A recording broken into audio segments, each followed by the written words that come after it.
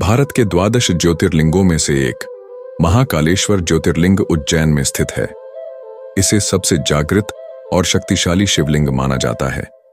कहा जाता है कि भगवान शिव ने स्वयं महाकाल रूप धारण कर अपने भक्तों की रक्षा के लिए अवतार लिया था। प्राचीन काल में उज्जैन में कई धर्मपरायण ब्राह्मण रहते थे जो नित्य शिव आराधना करते थे। उनमें से संदिल आशी शिव के परम भक्त थे।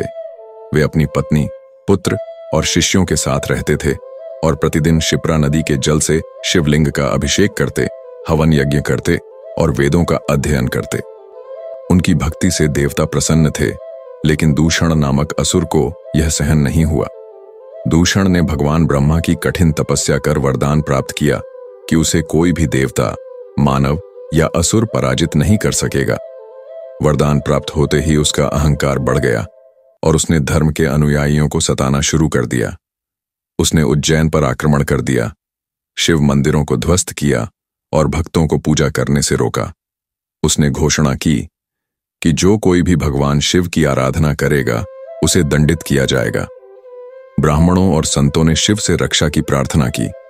वे शिप्रा नदी के तट पर एकत्र होकर अनवरत ओम नमः शिवाय का जाप करने लगे। उनकी श्रद्धा से प्रसन्न होकर भगवान शिव महाकाल रूप में प्रकट हुए। वे अग्नि के तेजोमय स्तंभ से प्रकट हुए। उनकी जटाओं से गंगा प्रवाहित हो रही थी, शरीर पर भस्म लगी थी और त्रिशूल व डमरू उनके हाथों में थे। उनका स्वरूप अत्यंत भयंकर और दिव्य था। शिव के इस अद्भुत स्वरूप को देखकर दूषण और उसकी सेना भयभीत हो गई, लेकिन अहंकार के कारण उसने भगवान शिव को चुनौती दे दी। उसने अपनी पूरी शक्ति से उन पर आक्रमण किया, लेकिन भगवान शिव ने अपने तीसरे नेत्र को खोल दिया और उसकी ज्वाला से दूषण और उसकी समस्त सेना भस्म हो गई। चारों ओर हर हर महादेव का जय घोष गूंज उठा। असुर का वध करने के पश्चात भगवान शिव ने अपने भक्तों को आशीर्वाद दिया। उन्होंने कहा कि वे सदैव उज्जैन में महाकालेश्वर ज्योतिर्लिंग के रूप में निवास करेंगे और जो भी श्रद्धा एवं भक्ति से इस ज्योतिर्लिंग के दर्शन करेगा वह समस्त पापों से मुक्त होकर मोक्ष को प्राप्त करेगा।